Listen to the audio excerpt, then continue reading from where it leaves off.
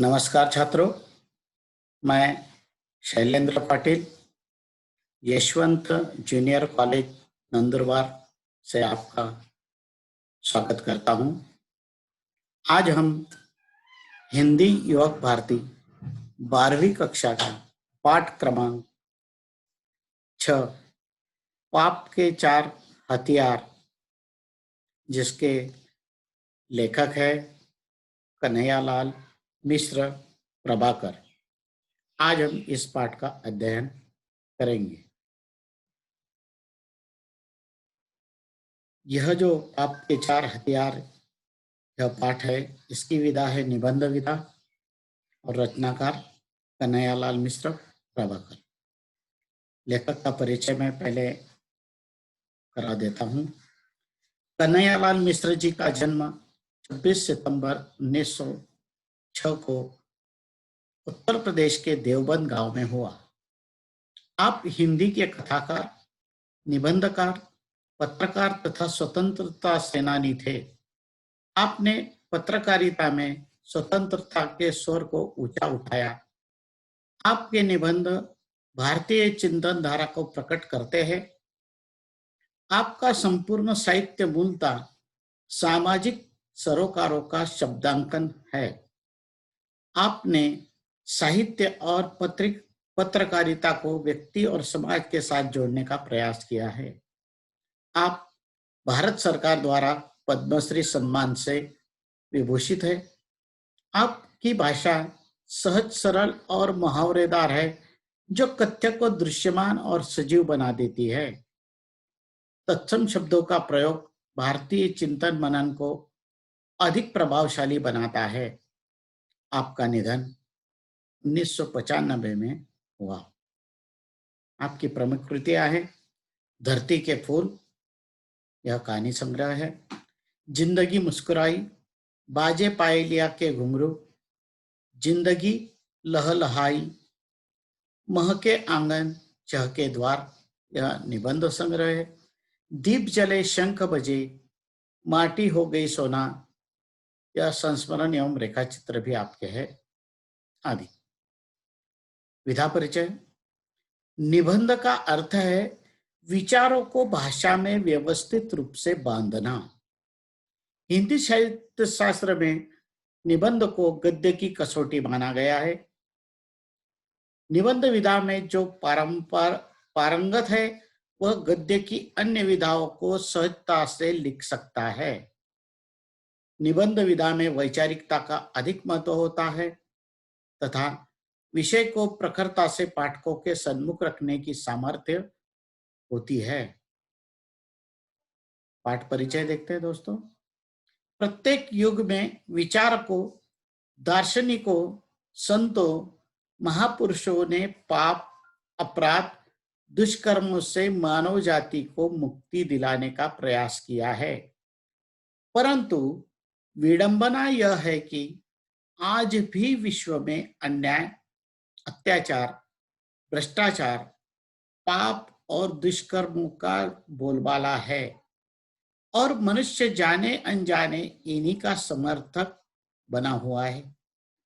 समाज संतों महापुरुषों की जयंतियां मनाता है, जय जयकार करता है, उनके स्मारकों का निर्माण करवाता है, परंतु उनके विचारों को आचरण में नहीं उतारता।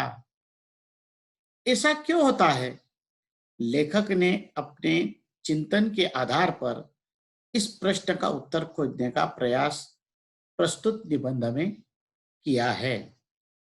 देखिए दोस्तों, हम देखते हैं कि समाज में आज भी हम कहते हैं कि यह पापी है और कई लोग इस पाप को मिटाने के लिए प्रयत्नरत रहते हैं और इस समाज में जो दुष्कर्म चलते हैं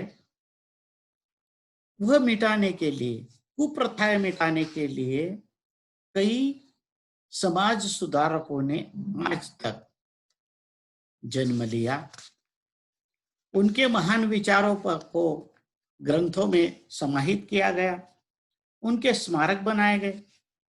लेकिन हम देखते हैं कि आज भी समाज में पाप, बढ़ रहा है। हम देखते हैं कि कई लोग भ्रष्टाचार कर रहे हैं, दुराचार कर रहे हैं, हत्याएं कर रहे हैं। आज तक हम देखते हैं कि पौराणिक कथाओं में भी कई महान संतों ने जो उसके बाद के जो आदिकाल में भी हम देखते हैं कि कई बड़े बड़े विचारकों ने समाज को हर एक धर्म में प्रयास किया है, लेकिन फिर भी पाप अभी तक नहीं मिटा है, दुराचार अभी तक नहीं मिटा है। यह बात यहाँ पर हम आज इस निबंध के द्वारा देखेंगे। तो चलिए दोस्तों, पहले मैं पाठ का प्रकट वाचन करूंगा, साथ साथ हम उनका अर्थ भी हम समझ लेंगे, उनके विचारों को भी हम ध्यान में रखते हुए आगे बढ़ेंगे। तो चलिए हम पाठ की ओर देखते हैं।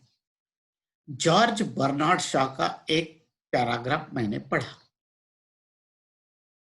वह उनके अपने ही संबंध में है। मैं खुली सड़क पर कोड़े खाने से इसलिए बच जाता हूं कि लोग मेरी बातों को दिल लगी समझकर उड़ा देते हैं। बात यूं है कि मेरे एक शब्द पर भी गौर करे तो समाज का ढांचा डगमगा उठे। देखिए दोस्तों, यहाँ पर जॉर्ज बर्नार्ड शॉ, यानी इनका जन्म 26 जुलाई 1856 को आयरलैंड में हुआ। आपको साहित्य का नोबेल पुरस्कार भी प्राप्त हुआ है। शॉ महान नाटककार, कुशल राजनीतिज्ञ तथा समीक्षक रह चुके हैं। इन्होंने Pygmalion, doctor's dilemma, man and superman, Caesar and Cleopatra आदि प्रसिद्ध नाटक इनके लिखे हैं। तो वह अपने ही बारे में कह रहे हैं कि जब मैं खुली सड़क पर निकलता हूं तो इसलिए बच जाता हूं कि लोग मेरी जो बातें मैं कहता हूं, समाज सुधार करने के लिए मैं जो कुछ कहता हूं, वह दिल लगी यानी मजाक समझकर वह मुझे छोड़ देते हैं। नहीं तो क्या होगा कि समाज में का जो ढांचा है वह डगमगा जाएगा। ढांचा डगमगा उठना, इसका मतलब है आधार हिल उठना। तो वह कहते हैं कि समाज का आधार ही हिल उठेगा, ऐसा समझते हैं। वे मुझे बर्दाश्त नहीं कर सकते यदि मुझ पर हंसे नहीं। मेरी मानसिक और नैतिक महत्ता लोगों के लिए असहनीय है। उन्हें उबाने वाली खुबिया का पुंज लोगों के गले के नीचे कैसे उतरे। देखिए दोस्तों, गले के नीचे उतरना यह भी मुहावरा है। इसका अर्थ है स्वीकार होना। बर्नार्ड शॉ कहते हैं कि मैं जो बातें बताता हूं वो उनको स्वीकार कैसे होगी। इसलिए मेरे नागरिक बंधु या तो कान पर उंगली रख ले दे या बेवकूफी से भरी अस्सी के अंबार के नीचे ढक देते हैं मेरी बात। शॉ के इन शब्दों में अहंकार की पैनी धार है। यह कहकर हम इन शब्दों की उपेक्षा नहीं कर सकते, क्योंकि इनमें संसार का एक बहुत ही महत्वपूर्ण सत्य कह दिया है। यहाँ पर हम बर्नार्ड शॉ की जो बातें हैं, उपेक्षा करना यानी तिरस्कार करना, उनकी बातों का हम तिरस्कार नहीं कर सकते। संसार में पाप है, जीवन में दोष, व्यवस्था में अन्याय है, व्यवहार में अत्याचार, और इस तरह समाज पीड़ित और पीड़क वर्गों में बढ़ गया है। देखिए दोस्तों, एक है पीड़ित और एक पीड़क, जिनका शोषण होता है और कुछ लोग उनका शोषण करते हैं। सुधारक आते हैं, जीवन की इन विडंबनाओं पर घनघोर चोट करते हैं। विडंबनाएं टूटती बिखरती नजर आती है, पर हम देखते हैं कि सुधारक चले जाते हैं और विडंबनाएं अपना काम करती रहती है। हम देखते हैं विडंबना यानी उपहास कि कई सुधारक आज तक आए और गए। हम देखते हैं कि राजा राम मोहन राय है, महात्मा ज्योतिबा फुले है, इन्होंने समाज के लिए क्या नहीं किया। आज भी उनके विचार ग्रंथों में समाहित है। आज भी उनकी मूर्तियां कई जगह पर लगाई गई है, लेकिन क्या हम उसका आचरण करते हैं? आखिर इसका रहस्य क्या है कि संसार में इतने महान पुरुष, सुधारक, तीर्थंकर, अवतार, संत और पैगंबर आ चुके, पर यह संसार सभी अभी तक वैसा का वैसा ही चल रहा है। देखते हैं कि कई पुरुष आए, सुधारक आए, तीर्थंकर आए। तीर्थंकर यानी कि जैन धर्मियों में के जो 24 उपास्य मुनि हैं, उनको बड़ा महत्व है और वह बड़ी उपासना करके वह समाज को रास्ते पर लाने का प्रयास करते हैं। ऐसे तीर्थंकरों ने इस भूमि पर आए, कई अवतार हो गए। हम देखते हैं कि पुराणों में भी राम कृष्ण जैसे नृसिंह कई अवतार हो गए, लेकिन उस जमाने में भी पाप चलता ही था और आज भी ऐसा ही चल रहा है। संत परंपराओं में हम देखते हैं कि ज्ञानेश्वर जी हैं, कबीर जी है, सूरदास है, रैदास जी है, ऐसे कई महान संत आए। करारी चोट उन्होंने इन कुरीतियों पर की, लोगों के कान खींचे, लेकिन आज क्या हो रहा है? उन संतों का महत्व तो दिया जाता है, उनके दोहे चौपाई पढ़ी जाती है, समाज सुधार के लिए उन्होंने क्या किया इस पर बड़े बड़े व्याख्यान दिए जाते हैं, फिर भी पाप इस धरती से नहीं मिटा। हम देखते हैं कि पैगंबर जी ने भी अपने धर्म में, समाज में सुधार का बहुत बड़ा प्रयास किया। ईसा मसीहा, उन्होंने भी यही प्रयास किया, लेकिन पाप नहीं मिटा। इसे वे क्यों नहीं बदल पाए? दूसरे शब्दों में, जीवन के पापों और विडंबनाओं के पास वह कौन सी शक्ति है जिससे वे सुधारकों के इन शक्तिशाली आक्रमणों को झेल जाते हैं और टुकड़े टुकड़े होकर बिखर नहीं जाते? शॉ ने इसका उत्तर दिया है कि मुझ पर हंसकर और इस रूप में मेरी उपेक्षा करके वे मुझे सह लेते हैं। यह मुहावरे की भाषा में सिर झुकाकर लहर को ऊपर से उतार देना है। देखिए छात्रों कि लहर को ऊपर से उतार देना, इसका मतलब सिर झुकाकर संकट को गुजरने देना। ये लोग क्या करते हैं, इनको ये बातें समझ में नहीं आती, तो वह सिर झुकाकर संकट को क्या करते हैं, अपने ऊपर से जाने देते हैं। शौक की बात का सच है, पर यह सच्चाई एकांगी है। सत्य इतना ही नहीं है, पाप के पास 4 शस्त्र है जिनसे वह सुधारक के सत्य को जीतता या कम से कम असफल करता है।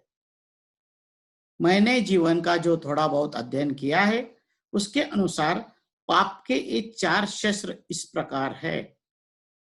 देखिए यहाँ पर पाप के कौन से शस्त्र है वह बताए गए हैं। पहला है उपेक्षा, निंदा, हत्या और अंतिम शस्त्र है श्रद्धा। यहां पर हम देख रहे हैं दोस्तों कि पहला शस्त्र है उपेक्षा, यानी तिरस्कार करना। किसी की बातों का तिरस्कार हम करते हैं, यानी उपेक्षा करते हैं, फिर बाद में उसकी निंदा भी करते हैं, और कभी कभी ऐसे सुधारकों की हत्या भी की जाती है। और अंतिम शस्त्र बताया गया है श्रद्धा। देखते हैं हम दोस्तों आगे कि सुधारक पापों के विरुद्ध विद्रोह का झंडा बुलंद करता है। कि समाज में जो कुप्रथा चलती है उसके सुधारने के लिए वह सुधारक देखता है कि यह गलत है, इससे तो समाज में कई लोगों का शोषण होता है, इससे तो पाप बढ़ता है, इसलिए वह विद्रोह का झंडा बुलंद करता है।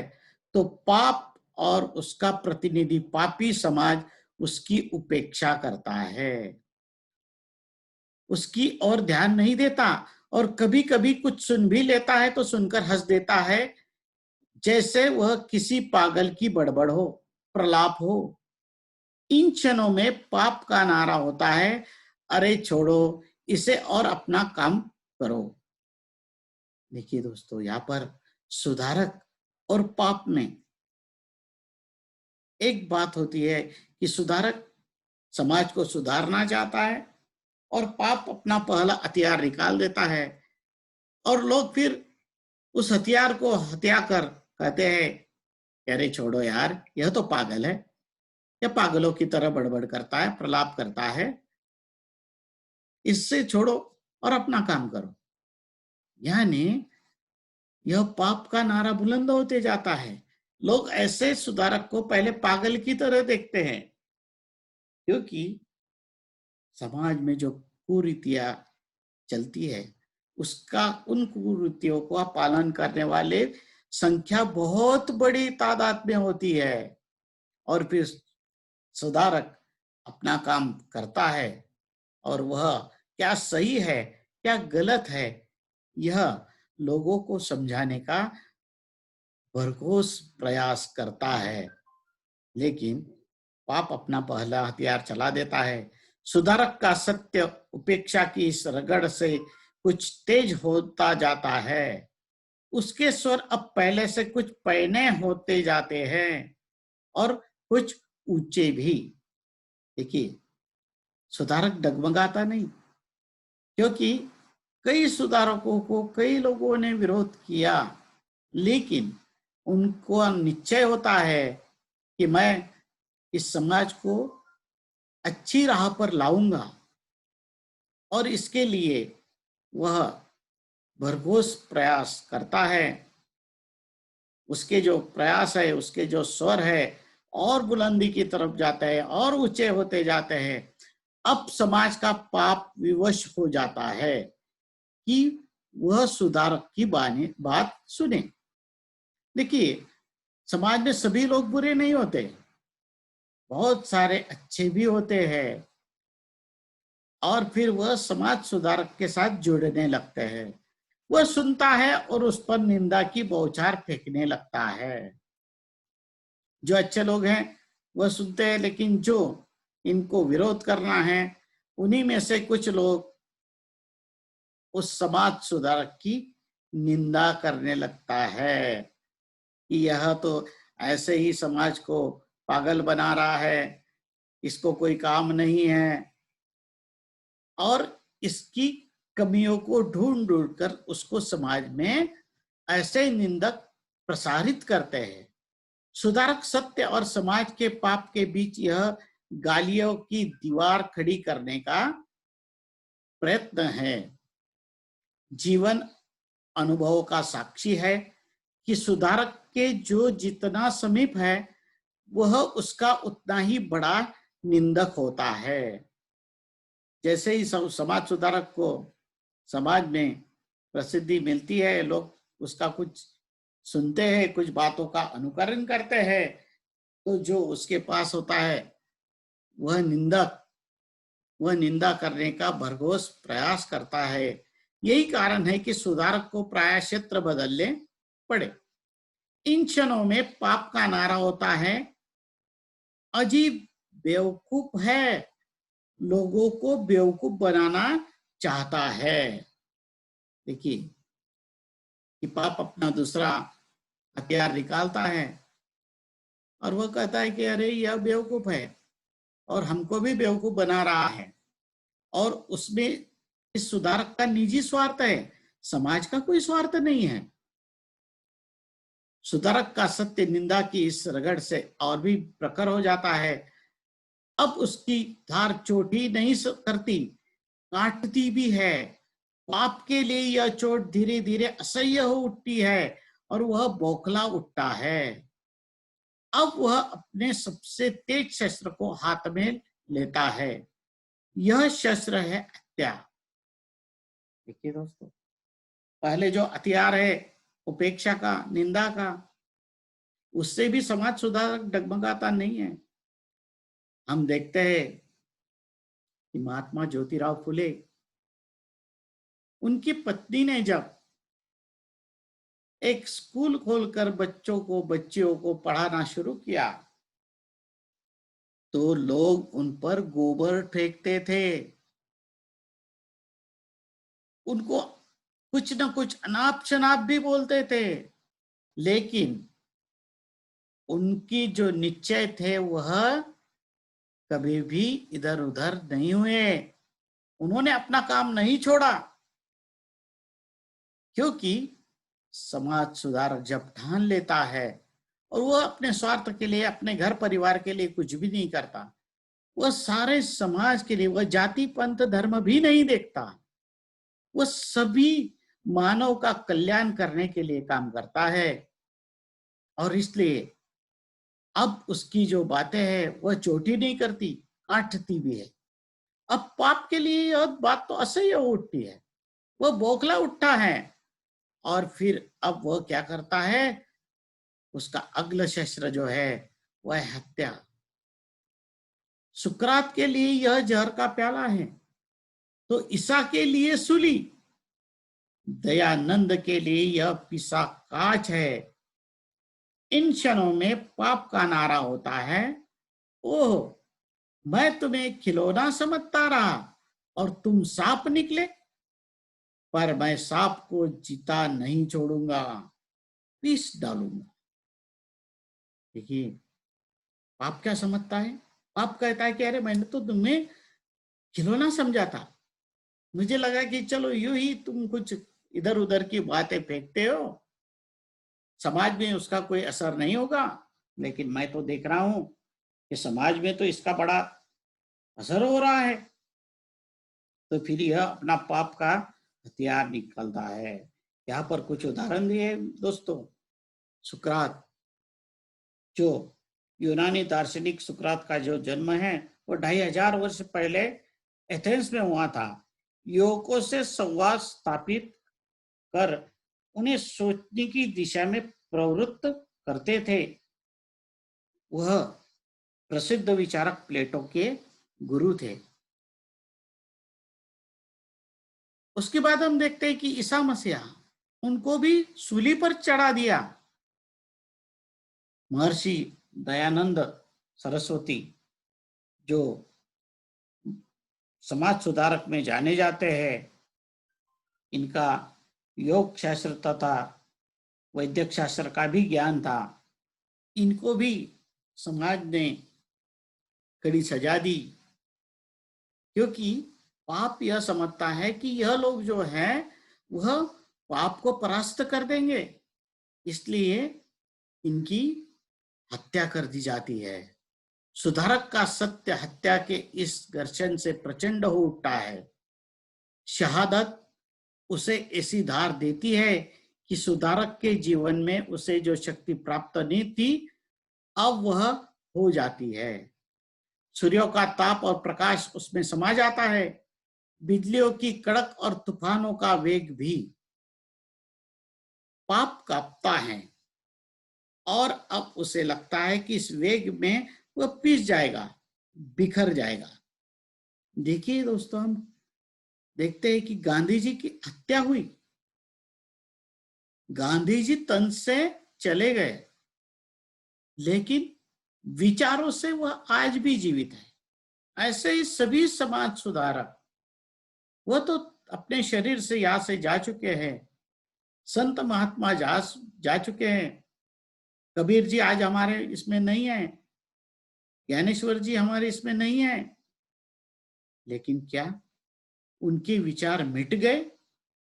नहीं, आज भी वह उनके विचार हम लोगों में प्रचारित प्रसारित हो रहे हैं। कुछ लोग उसका आचरण भी कर रहे हैं, लेकिन कुछ ही लोग कर रहे हैं, सभी लोग नहीं। इसलिए यहाँ पर लेखक बता रहे हैं कि पाप अब कांपने लग गया है।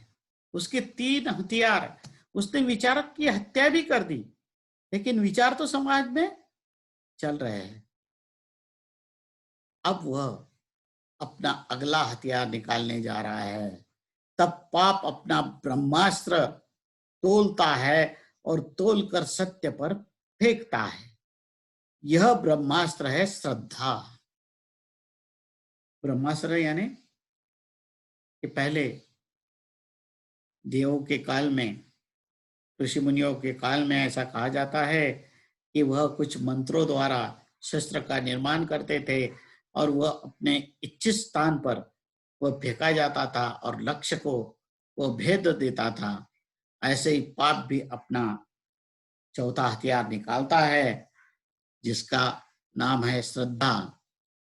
इन क्षणों में पाप का नारा होता है सत्य की जय, सुधारक की भी जय। देखिए, जब सुधारक काम कर रहा था तब पाप क्या कर रहा था? उसकी उपेक्षा कर रहा था, निंदा कर रहा था। इतने पर नहीं रुका, उसने उसकी हत्या भी कर दी, लेकिन फिर भी उनके विचार नहीं मरे। अब पाप कहता है कि सत्य की जय होती है, सुधारक की भी जय। अब वह सुधारक की करने लगता है चरण वंदना। चरण वंदना यानी चरणों को स्पर्श करना और उसके सत्य की महिमा का गान और बखान।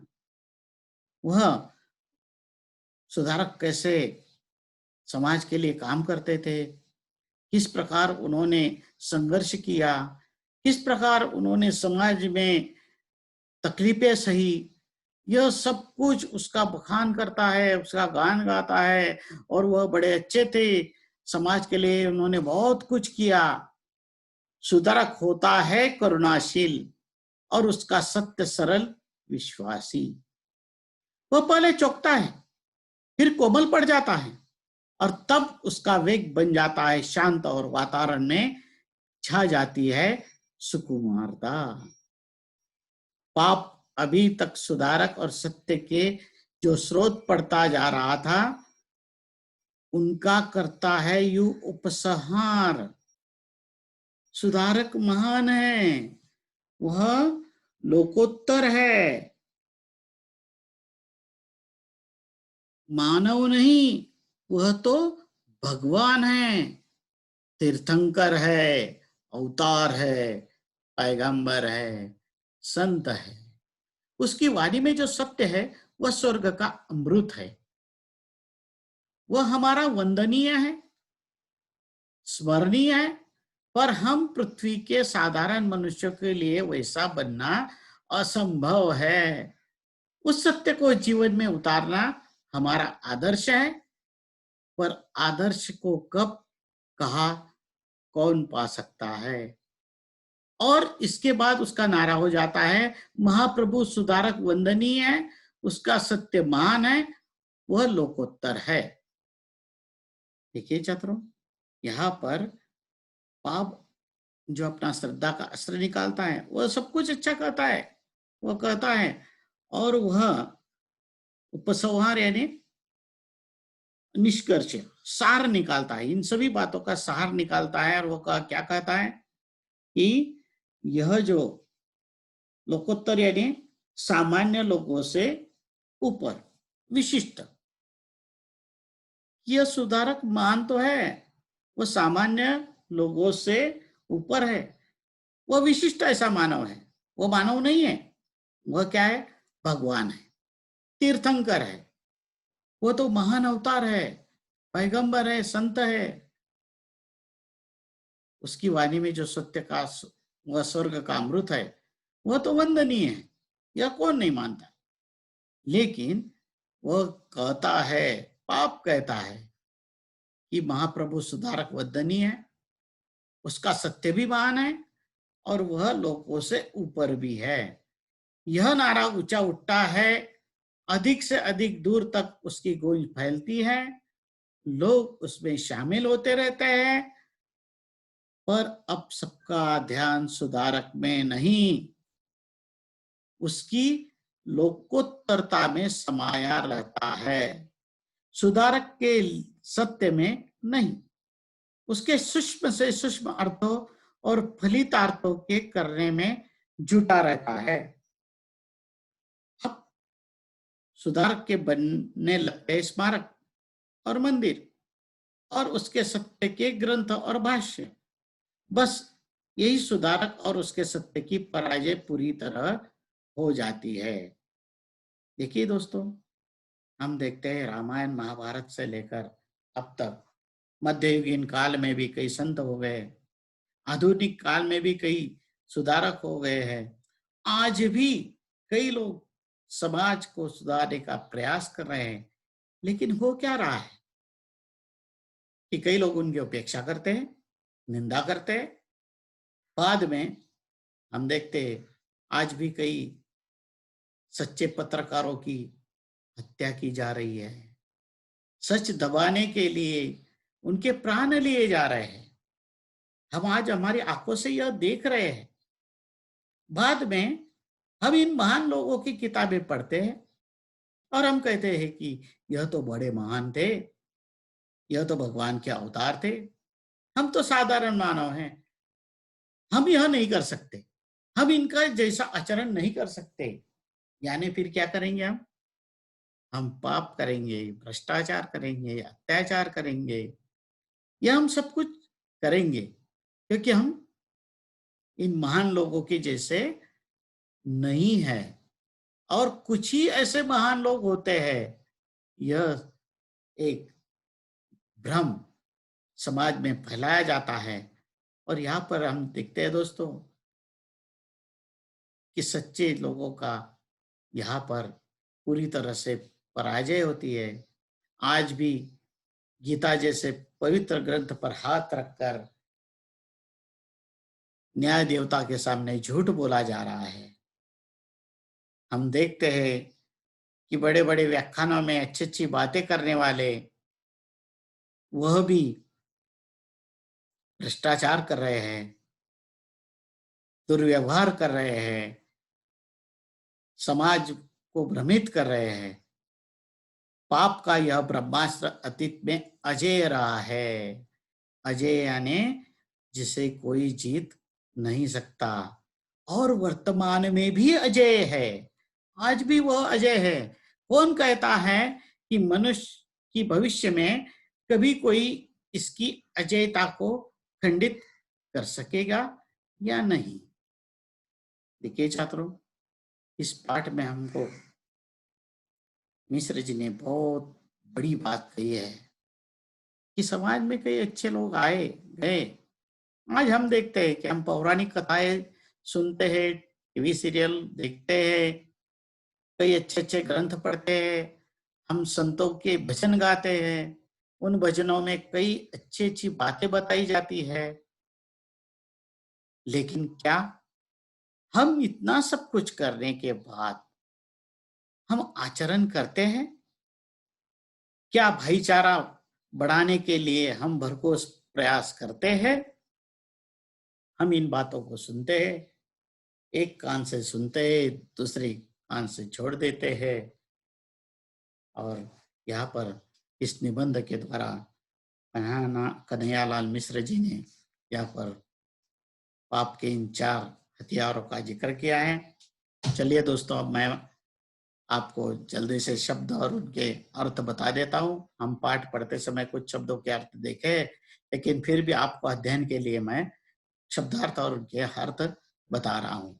अंबार यानी ढेर, अजेय जिसे जीता न जा सके, अत्याचार, जुल्म, अन्याय, असंभव, नामुमकिन, असहनीय जो सहन न कर पाने योग्य है हो, असह्य जो बर्दाश्त न किया जा सके, अहंकार, घमंड, आक्रमण, हमला, आदर्श, नमूना या प्रतिमान, उपसंहार, सार या निष्कर्ष, उपेक्षा, तिरस्कार, या अनादर, एकांगी, एक पक्षीय, खंडित, भग्न या टूटा हुआ, खूबियों का पुंज, विशेषताओं का गुच्छा, घनघोर, भयंकर या जबरदस्त, घर्षण, घिसना या पीसना, चरण वंदना, चरणों की पूजा करना, ढांचा, बनावट, दिल लगी यानी मजाक, निंदक, बुराई करने वाला, नैतिक, नीति के अनुसार होने वाला, पीड़क, पीड़ा पहुंचाने वाला, पैने, तीखे या धारदार, पराजय, हार, प्रतिनिधि, किसी के स्थान पर कार्य करने वाला व्यक्ति,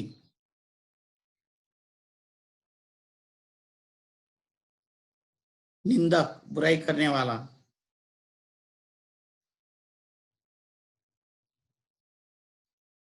प्रतिनिधि यानी किसी के स्थान पर कार्य करने वाला व्यक्ति, प्रलाप, निरर्थक बात या बकवास, फलितार्थ, सारांश, निचोड़ या तात्पर्य, बखान, बड़ाई, बर्दाश्त, सहन करना, बेवकूफी यानी मूर्खता, महत्ता, महत्व या उपयोगिता, महिमा, बड़ाई, मानसिक, मन संबंधी, रहस्य, भेद, लोकोत्तर, सामान्य लोगों से ऊपर या विशिष्ट, वंदनीय, वंदना करने योग्य, विडंबना, व्यंग्यात्मकता, विद्रोह, उपद्रव या क्रांति, विरुद्ध, खिलाफ, विवश, बेबस या मजबूर, विश्वासी, जिसका विश्वास किया जाए, शहादत, देश के लिए प्राण देना, सुकुमारता, दया या करुणा, स्रोत, वंदना या स्तुति, स्मरणीय, स्मरण करने योग्य। कुछ मुहावरे आए हैं, अब हम उस मुहावरों को देखते हैं और उसका अर्थ देखेंगे। आप अपने शब्द में उसका वाक्य में प्रयोग करना है। वाक्य में प्रयोग करते समय यह ध्यान रखें कि प्रयोग किए गए वाक्य में मुहावरा आना चाहिए, उसका अर्थ नहीं। ढांचा, डगमगा उठना, आधार, हिल उठना, गले के नीचे उतरना, स्वीकार होना, लहर को ऊपर से उतार देना, सिर झुकाकर संकट को गुजरने देना, विवश होना, लाचार होना। अब हम देखते हैं स्वाध्याय, जिसमें आकलन में हम देखेंगे कि पहले इसमें अविभाग है, जिसमें बताया गया है कि कृति पूर्ण कीजिए। इसमें पहला है पाप के 4 हथियार, ये है। इसमें पहला है उपेक्षा, दूसरा है निंदा, तीसरा है हत्या और चौथा है श्रद्धा। अब देखते हैं हम कि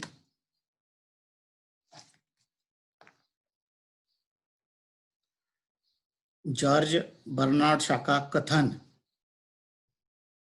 मैं खुली सड़क पर कोड़े खाने से इसलिए बच जाता हूं कि लोग मेरी बातों को दिल लगी समझकर उड़ा देते हैं। अब आगे देखते हैं दोस्तों, शब्द संपदा। शब्द समूह के लिए एक शब्द लिखिए। पहला है जिसे व्यवस्थित न गढ़ा गया हो, अव्यवस्थित। दूसरा है निंदा करने वाला, निंदक। देश के लिए प्राणों का बलिदान देने वाला बलिदानी। और चौथा है जो जीता नहीं जाता अजेय। अभी इसके आगे है अभिव्यक्ति। छात्रों, हमने पहले भी आपको कहा है कि अभिव्यक्ति में आपके अपने विचार प्रकट करने हैं। यहाँ पर अ में दिया है समाज सुधारक समाज में व्याप्त बुराइयों को पूर्णतः समाप्त करने में विफल रहे। इस कथन पर अपना मत प्रकट कीजिए। आपको क्या करना है कि आज हम देखते हैं कि समाज सुधारक आज तक जो हो गए हैं, उन्होंने बुराइयों को समाप्त करने के लिए अपना जीवन पूरी तरह से लगा दिया था। तो वह किस प्रकार विफल रहे हैं, इस पर आपके विचार आपको लिखना है। दूसरा है लोगों के सक्रिय सहभाग में से समाज सुधारक का कार्य सफल हो सकता है। इस विषय पर अपने विचार स्पष्ट कीजिए। यहाँ पर भी आपको इसी प्रकार आपके विचार स्पष्ट करने हैं और आपको यहाँ पर अब हम साहित्य संबंधी सामान्य ज्ञान देखेंगे। इस पर पहला है कि माफ कीजिएगा दोस्तों, पहले हम पाठ पर आधारित लघुत्तरी प्रश्न जो है वो आपको इस पाठ को पढ़कर पाप के 4 हथियार पाठ का संदेश वह लिखना है। इसमें आप लिख सकते हैं कि प्रस्तुत पाठ में के माध्यम से लेखक ने यह संदेश दिया है कि मनुष्य को विचारकों, दार्शनिकों, संतों, महापुरुषों द्वारा किए गए कार्यों को केवल याद नहीं करना चाहिए बल्कि उनके विचारों को भी अपने आचरण में उतारना चाहिए। संतों महापुरुषों को जयंतियां मनाने के साथ साथ स्वयं को भी उनके जैसे बनने का प्रयत्न करना चाहिए। मानव जाति को पाप, अपराध, दुष्कर्मों आदि से मुक्ति दिलाने का प्रयास करना चाहिए। इस प्रकार इस पाठ में जो संदेश दिया गया है वो हम लिखेंगे। दूसरा आ है पाप के 4 हथियार निबंध का उद्देश्य स्पष्ट कीजिए। इसमें सीधे सीधे बताया गया है कि इसका मुख्य उद्देश्य है कि विश्व में फैले पाप, अपराध, अन्याय, अत्याचार आदि का समर्थन करने वाले लोगों से पाठकों से परिचित कराना है। जिन लोगों को सुधारकों, संतों द्वारा देश व समाज को सुधारने के लिए कही गई बातें उठाने वाले लगती है, ऐसे लोगों पर पाठ के माध्यम से करारा व्यंग किया है और उनको इसके साथ साथ जो उद्देश्य है वो आपने लिखना है। साहित्य संबंधी ज्ञान हम देखते हैं। और विभाग में कन्हैयालाल मिश्र प्रभाकर जी के निबंध संग्रह के नाम लिखिए। उनके निबंध संग्रह है जिंदगी मुस्कुराई, बाजे पायलियों के घुंघरू, जिंदगी लहलहाई, माँ के आंगन चहके द्वार। और दूसरा पूछा गया है कि लेखक कन्हैयालाल मिश्र प्रभाकर जी की भाषा शैली। उनकी भाषा शैली दोस्तों सहज, सरल और मुहावरेदार है। इस प्रकार हमने आज इस पाठ का अध्ययन किया। छात्रों, मेरे पहले पाठ के वीडियो भी आपने देखे होंगे।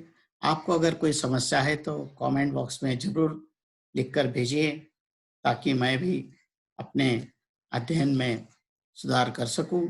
आपको जो भी पाठ्यक्रम संबंध में कोई भी कठिनाई होगी तो आप मुझे अवश्य लिखें। धन्यवाद।